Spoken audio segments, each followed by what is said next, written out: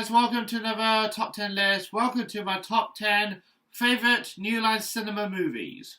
Weeks ago I did my favourite Warner Brothers movies, so let's do New Line Cinema now. Another big studio alongside others who have made some quality films over the years, so these are my 10 personal favourites.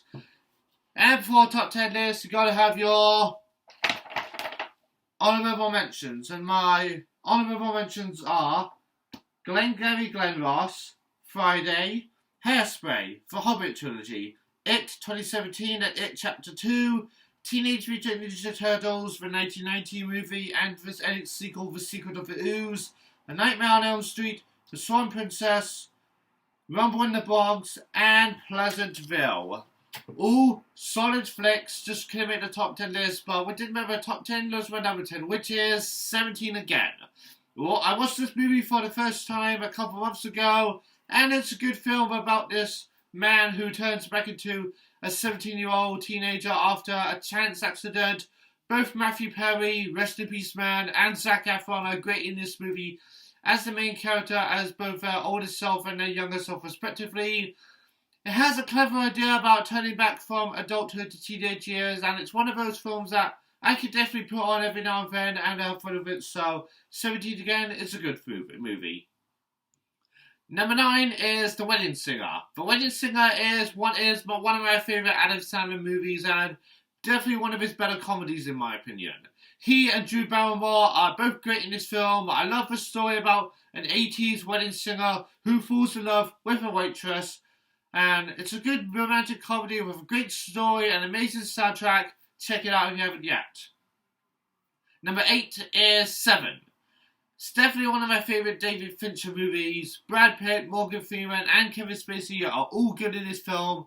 It's got a great dramatic mystery thriller story, but it's very dark and gritty about two cops who are together on this case, and it's about a killer based on the 7 deadly sins. The climax is one of the best climaxes ever. It's a fantastic movie. Check it out. Number 7 is The Notebook. The Notebook is a romance film starring Ryan Gosling and Rachel McAdams as a young couple from the 1940s, with their story being read by their elderly self from a notebook in the present day. There's some sad moments, especially the ending, but it's a beautiful story. I think Ryan Gosling and Rachel McAdams are both really good in this film. The supporting cast from James Marsden and Joan Allen are great. I also like James Garner in the movie as the older Ryan Gosling, and overall it's a good movie. Alright, coming number 6 is The Evil Dead. I enjoy 2 and Army of Darkness a little more, but the first Evil Dead is the only film in the franchise that's distributed by New Line Cinema, so I'm going with this one for this list, obviously. Really great horror film, great directorial debut from Sam Raimi with its story about a demon that possesses college students. Ash Williams is one of my favourite horror movie protagonists, especially with Bruce Campbell's performance. It's fucking awesome. What else can I say about Evil Dead that no one else has said already? Coming at number 5 is the Rush Hour trilogy. 1 and 2 are easily the best in my opinion. 3 was, I guess, just okay, but I'm just going to go with the whole trilogy. Jackie Chan and Chris Tucker are a brilliant comedic duo in all 3 films. The first one has a great action, great comedy, has a great buddy cop solving mystery story. The second one is where they go to Hong Kong. The chemistry between Jackie Chan and Chris Tucker is what makes these films so enjoyable, and that's why I love them. Anyways, number 4 is one of my favourite comedies, which is Dumb and Dumber. This movie is such a funny, quotable film, one of my favourite comedies ever. Jim Carrey and Jeff Daniels are in this movie as two buddies who go to Aspen to return a girl's briefcase back to his owner. Really funny road trip movie as well. It's an easy movie to quote on a daily basis as well. So you're telling me there's a chance. Anyway, speaking of Jim Carrey, number 3, The Mask. Smoking! It's party time!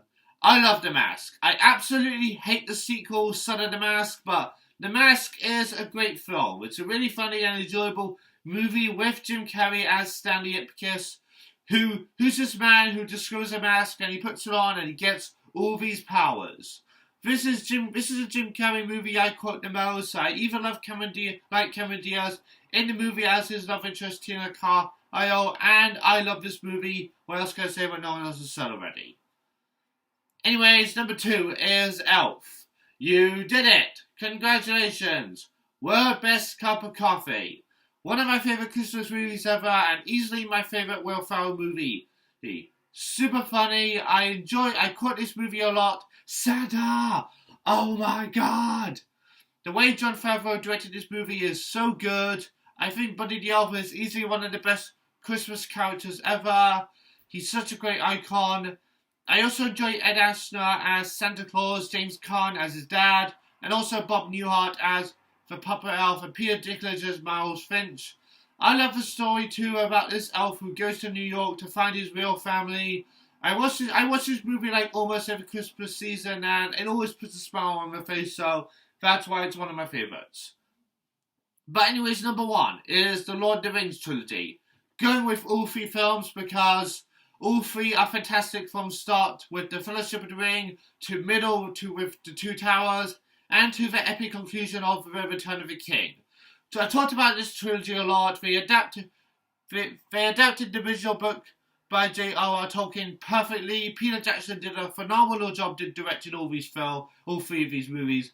I love all the characters, and anytime I want to put on a trilogy to watch back to back, I can put on Lord of the Rings at any time, and that's it. So yeah, those are my top 10 favourite New Line Cinema movies. So what are your top 10 favourite New Line Cinema movies? Tell me down in the comments, and thank you for watching, and may the force be with you.